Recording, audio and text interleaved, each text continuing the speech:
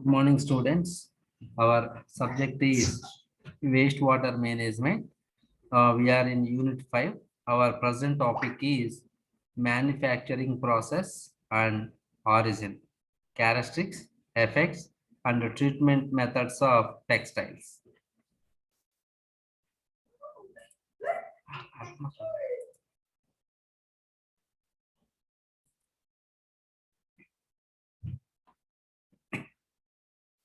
So, guys, the main influence of textile industry is effluent is liquid discharged from any source.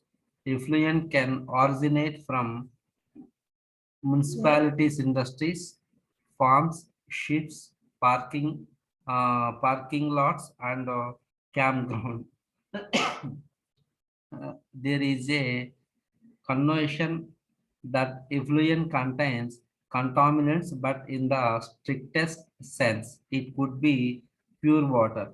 The term effluent refers to the leftover dyes and auxiliaries which get washed during the manufacturing process and create pollution. Sludge. Sludges are the product of biological treatment of wastewater. Sludge comprise solids found in wastewater plus organism used in the treatment process. Guys, here nature of the effluent depends on pH, temperature, total suspended solids TSS, total dissolved solids TDS, biological oxygen demands BOD, chemical oxygen demands COD. Pollution problems in textile industry, color. Presence of color in the wastewater is one of the main problems in textile industry. Colors are easily visible to human eyes even at a very low concentration. Hence, color from textile waste carries significant aesthetic importance. Most of the dyes are stable and has no effect of light or oxidizing agents. They are also not easily degradable by the conventional treatment methods. Removal of dyes from the effluent is a major problem in most of textile industries. Dissolved solids. Dissolved solids contained in the industry effluents are also a critical parameter. Use of common salt and Glauber salt etc. In process directly increase total dissolved solids TDS level in the effluent. TDS are difficult to be treated with conventional treatment systems. Disposal of high TDS bearing effluents can lead to increase in TDS of groundwater and surface water. Toxic metals. Wastewater of a textile is not free from metal contents. There are mainly two sources of metals. The metals may come as impurity with the chemicals used during processing, such as caustic soda, sodium carbonate, and salts. The source of metal could be dye stuffs like metallized modern dyes. The metal complex dyes are mostly based on chromium. Others. Silent window. Textile textile effluents are often contaminated with non-biodegradable organics termed as refractory materials. Detergents are a typical example of such materials. The presence of these chemicals results in a high chemical oxygen demand COD value of the effluent. Organic pollutants, which originate from organic compounds of dye, stuffs, acids, sizing materials, enzymes, tallow, etc., are also found in textile effluent. Such impurities are reflected in the analysis of biochemical oxygen demand BOD and chemical oxygen demand COD. Effluent production from different process of textiles industries here. Here guys, process sizing, effluent composition, starch, waxes, carboxymethyl cellulose CMC, polyvinyl alcohol PVA, and wetting agents IBOD and COD. Desizing starch CMC, PVA, fats, wax, and pectines. In nature, high in BOD, COD, SS, dissolved solids DS. Bleaching. Sodium hypochlorite, Cl2, NaOH, H2O2, acids, surfactants, NaSiO3, sodium phosphate, short cotton fiber, high alkali and high SS. Mercerizing, sodium hydroxide and cotton wax, high pH, low BOD and high DS. Dyeing, dyestuffs, urea, reducing agents, oxidizing agents, acetic acid, detergents, and wetting agents. Strongly colored, high BOD, DS, low SS, and heavy metals. Printing. Uh, Facets, urea, starches, gums, oils, and binders, acids, thickness, crossliners, reducing agents, and alkali, high colored, high BOD, oily appearance, SS slightly alkaline, low BOD. Categorization of waste generalized in a textile industry.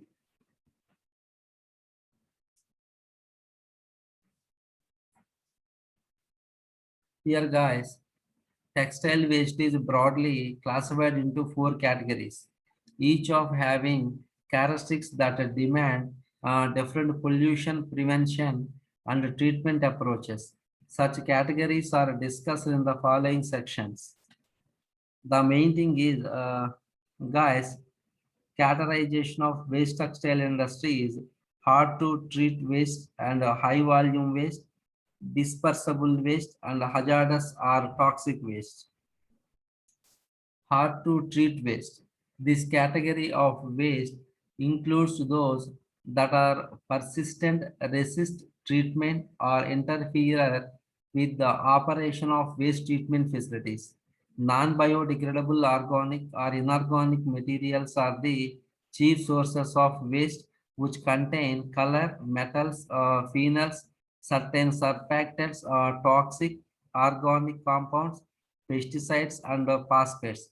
The chief sources are color and metal and dyeing operation. Phosphates, preparatory process and dyeing. Non-biodegradable organic materials and surfactants. Since these types of textile waste are difficult to treat, the identification and elimination of their sources are the best possible ways to tackle the problem. Some of the methods of prevention are chemical or process substitution, process control and optimization, recycle, reuse, and better work practices. Hazardous or toxic waste. These wastes are a subgroup of hard to treat waste, but owing to their substantial impact on the environment, they are treated as a separate classes. In textiles, hazardous or toxic waste include metals, fluorinated solvents, non-biodegradable or volatile organic materials. Some of these materials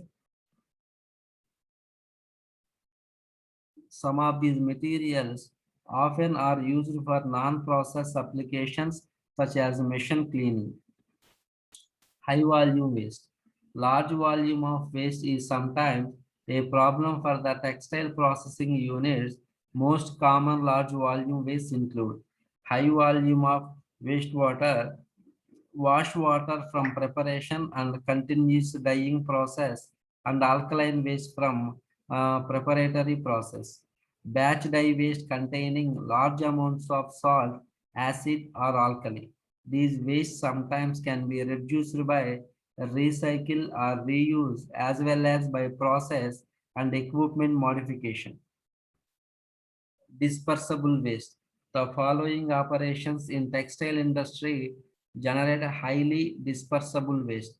Waste stream from continuous operation, example preparatory, dyeing, printing, and finishing. Print paste. printing screen, squeeze and drum cleaning, lint, preparatory dyeing and washing operations, foam from coating operations, solvents from machine cleaning, steel bottoms from solvent recovery, dry cleaning operation, batch dumps of unused processing, finishing mixes. Classification of wastewater treatment process. Primary treatment in operations, screening, sedimentation, equalization, neutralization, mechanical flocculation, and chemical coagulation. In secondary, aerated lagoon, trickling filtration, activated sludge process, oxidation ditch and pond, anaerobic digestion. Tertiary, oxidation technique, electrolytic precipitation and form fractionation, membrane technologies, electrochemical process, ion exchange method, photocatalytic degradation, adsorption, activated carbon etc. and thermal evaporation. Primary treatment. After the removal of gross solids, gritty material and excessive quantities of oil and grease, the next step is to remove the remaining suspended solids as much as possible. This step is aimed at reducing the strength of the wastewater and also to facilitate secondary treatment. Primary treatment, screening, neutralization, equalization, chemical coagulation, and mechanical flocculation and sedimentation. Screening. Coarse suspended matter such as rags, pieces of fabric, fibers, yarns, and lint are removed. Bar screens and mechanically cleaned fine screens remove most of the fibers. The suspended fibers have to be removed prior to secondary biological treatment. Otherwise, they may affect the secondary treatment system. They are reported to clog trickling filters, seals, or carbon beds. Sedimentation. The suspended matter in textile effluent can be removed efficiently and economically by sedimentation. This process is particularly useful for treatment of waste containing high percentage of settleable solids when the waste is subjected to combined treatment with sewage. These sedimentation tanks are designed to enable smaller and lighter particles to settle under gravity. The most common equipment used includes horizontal flow sedimentation tanks and center feed circular clarifiers. The settled sludge is removed from the sedimentation tanks by mechanical scraping into hoppers and pumping it out subsequently. Equalization. Effluent streams are collected into some pit. Sometimes mixed effluents are stirred by rotating agitators or by blowing compressed air from below. The pit has a concealed bottom for enhancing the settling of solid particles. Neutralization. Normally, pH values of cotton finishing effluents are on the alkaline side. Hence, pH value of equalized effluent should be adjusted.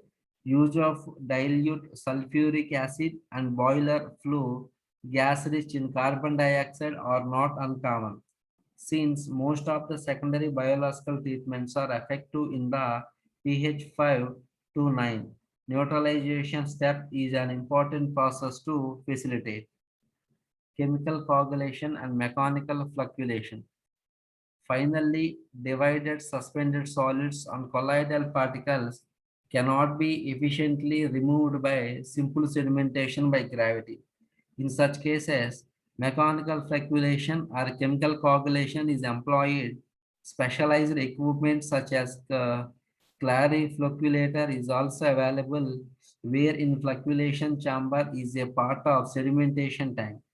In order to alter the physical state of colloidal and the suspended particles and to facilitate their removal by sedimentation, chemical coagulants are used.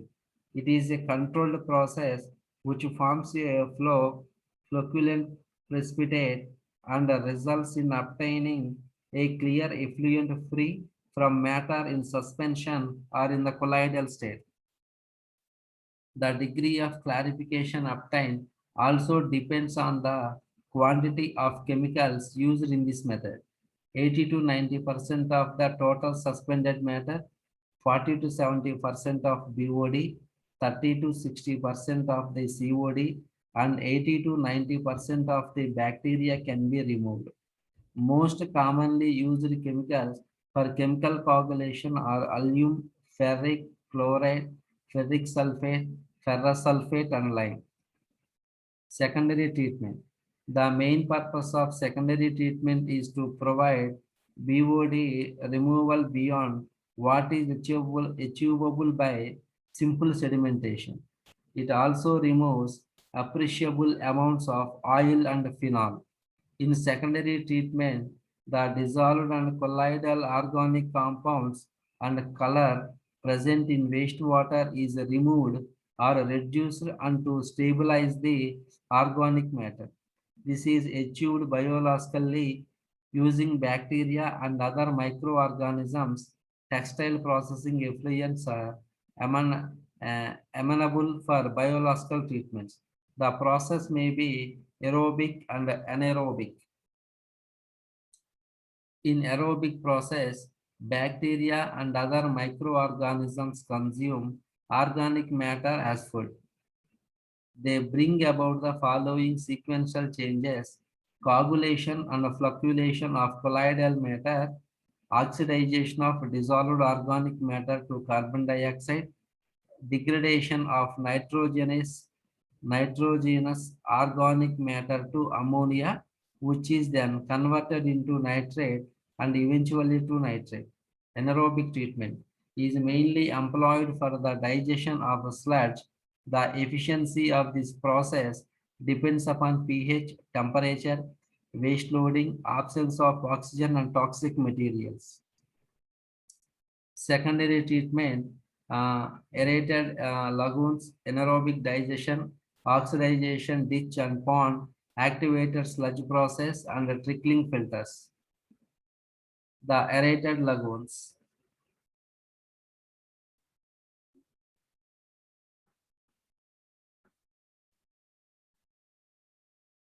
These are large holding tanks or ponds having a depth of 3 to 5 meters and are lined with cement, polythene, or rubber.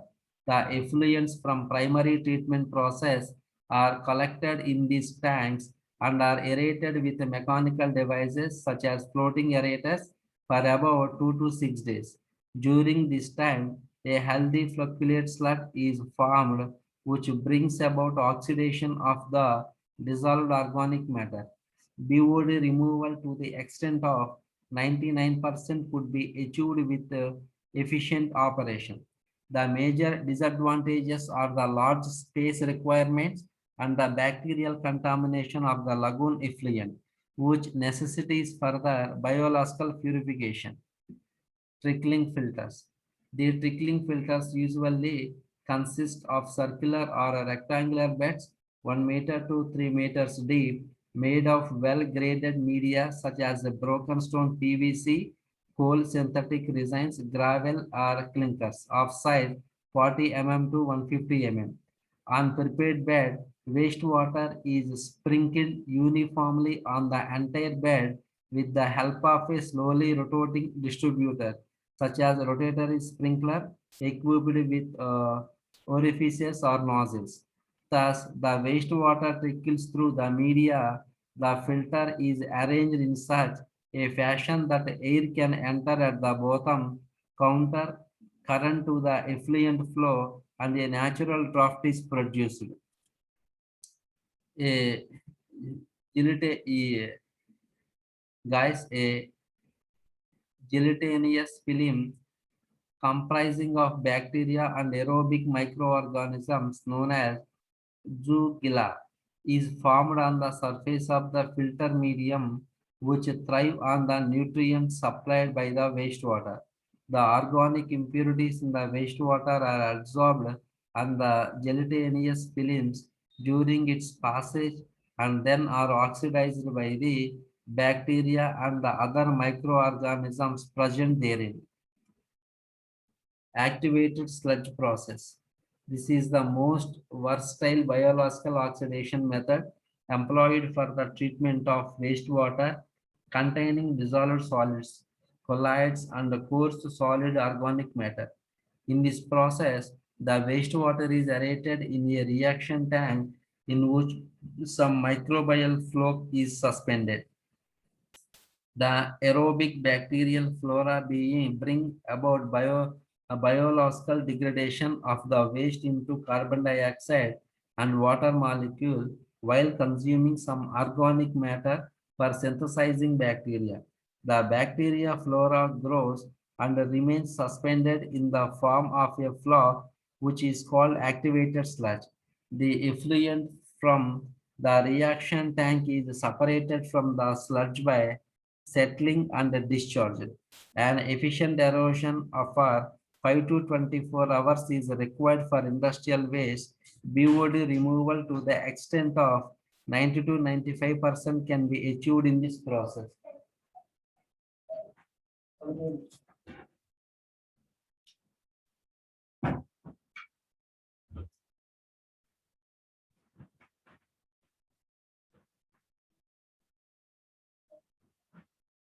Oxidation ditch. This can be considered as a modification of the conventional activated sludge activated sludge process. Wastewater after screening in allowed into the oxidation ditch. The mixed liquor containing the sludge solids is aerated in the channel with the help of a mechanical rotor.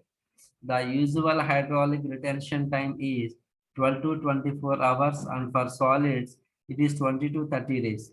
Most of the sludge formed is recycled for the subsequent treatment cycle. The surplus sludge can be dried without odor on sand dyeing beds. Oxidation pond. An oxidation pond is a large shallow pond wherein stabilization of organic matter in the waste is brought about mostly by bacteria and to some extent by protozoa. The oxygen requirement for their metabolism is provided by algae present in the pond. The algae in turn utilize the CO2 released by the bacteria for their photosynthesis. Oxidation ponds are also called waste stabilization ponds. Anaerobic digestion.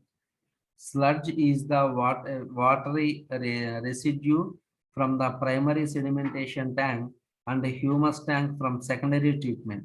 The constituents of the sludge undergo slow fermentation or digestion by anaerobic bacteria in a sludge digester, wherein the sludge is maintained at a temperature of 35 degrees centigrade at pH 7 to 8 for about 30 days.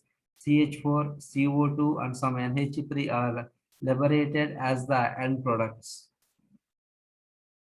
Territory treatment process.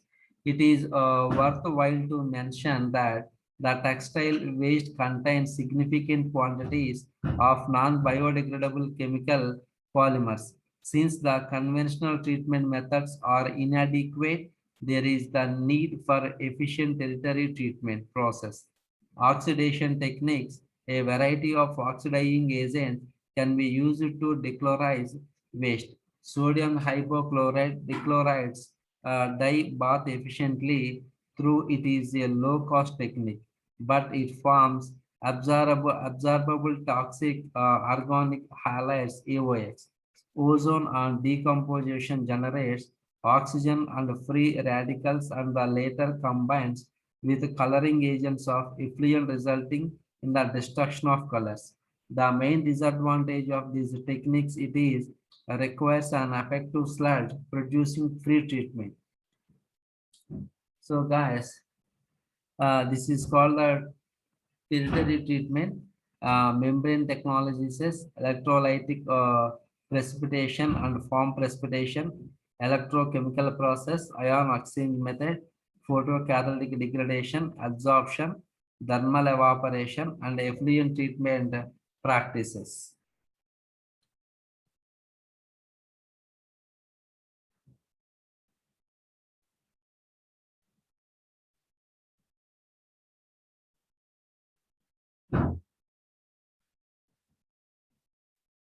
So guys, this is electrolytic precipitation and form precipitation. Okay. The mechanism by which synthetic organic polymer removes dissolved residual dyes from effluents is best described in terms of the electrostatic attraction between the oppositely charged soluble dye and polymer molecules. Many of the most problematic dye types, such as reactive dyes, carry a residual negative charge in their hydrolyzed dissolved form, and so positively charged groups on the polymers provide the necessary count for the interaction and subsequent precipitation to occur. The immediate result of this co-precipitation is the almost instantaneous production of very small colored particles having little strength and breaking down at any significant disturbances. The the agglomeration of the colored precipitants by using appropriate high poly electrolyte flocculants produces stable flux. Electrochemical process. It has a lower temperature requirement than those of other equivalent non-electrochemical treatment, and there is no need for additional chemical. It also can prevent the production of unwanted side products, but if suspended or colloidal solids were high concentration in the wastewater, they impede the electrochemical reaction. Therefore, those materials need to be sufficiently removed before electrochemical oxidation.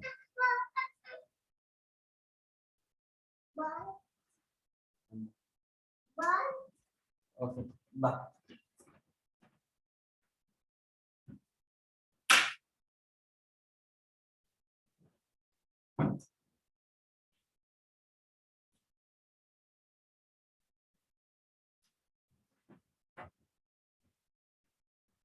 Ion exchange method.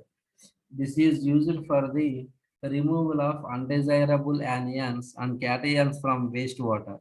It involves the passage of wastewater through the beds of ion exchange resins, where some undesirable cations or anions of wastewater get exchanged for sodium or hydrogen ions of the resin. Most ion exchange resins now in use are synthetic polymetric materials containing ion groups such as sulfonyl, quaternary, ammonium groups, etc. Photocatalytic degradation, an advanced method to decolorize a wide range of dyes depending upon their molecular structure. In this process, photoactive catalyst illuminates with ultraviolet light, generates a highly reactive radical which can decompose organic compounds. Adsorption. It is the exchange of material at the interface between two immiscible phases in contact with one another. Adsorption appears to have considerable potential for the removal of color from industrial effluents. Owen, 1978, after surveying 13 textile industries, has reported that absorption using granular activated carbon has emerged as a practical and economical process for the removal of color from textile effluents. Thermal evaporation. The use of sodium persulfate has a better oxidizing potential than NaOCl in the thermal evaporator. The process is eco-friendly since there is no sludge formation and no emission of the toxic chlorine pumps during evaporation. Oxidative decolorization of reactive dye by persulfate due to the formation of free radicals has been reported in the literature. Membrane filtration. Membrane filtration offers potential applications. Process using membranes provide very interesting possibilities for the separation of hydrolyzed dyestuffs and the dyeing auxiliaries, simultaneously reduce colorization and BOD or COD of the wastewater used to treat reactive dye bath effluent, reduce waste volume and simultaneously recovering salt. The advantages of membrane filtration are because it is quick method with low spatial requirement and the saturate can be reused. The disadvantage with the membrane filtration method that it has a limit lifetime before membrane fouling occurs and the cost is also high. Membrane filtration, reverse osmosis, nanofiltration, ultrafiltration, and microfiltration. Guys, here reverse osmosis membrane now a retention rate of 90% or more for most type of ionic compounds and produce a high quality of permeate. Decoloration and elimination of chemical auxiliaries in dye house wastewater can be carried out in a single step by reverse osmosis. Reverse osmosis permits the removal of all mineral salts, hydrolyzed reactive dyes, and chemical auxiliaries. Greater the energy is required for process of the separation of higher concentration of dissolved salt. Here, guys, the membrane processor and the efflux. So microfiltration, ultrafiltration, nanofiltration, and the reverse osmosis. This is the four size. This is the molecular weight. This is the examples used or removal for like this. Nanofiltration has been applied for the treatment of colored effluents from the textile industry. A combination of absorption and nanofiltration can be adopted for the treatment of textile dye effluents. Ultrafiltration enables elimination of macromolecules and particles, but the elimination of polluting substances such as dyes is never complete. It is only between 31% and 76%. Microfiltration is suitable for treating dye baths containing pigment dyes as well as for subsequent rinsing baths. The chemicals used in dye bath which are not filtered by microfiltration will remain in the bath. Microfiltration can also be used as a pre-treatment for nanofiltration or reverse osmosis. Advantages and disadvantages of different effluent treatment process. So guys, this is the process, coagulation, flocculation, elimination of insoluble dyes and the production of sludge blocking filter. Absorption on activated carbon, suspended solids and organic substances well reduced cost of activated carbon. Electrochemical process, the advantage is capacity of absorption to different volumes and pollution loads. Disadvantages, iron hydroxide sludge.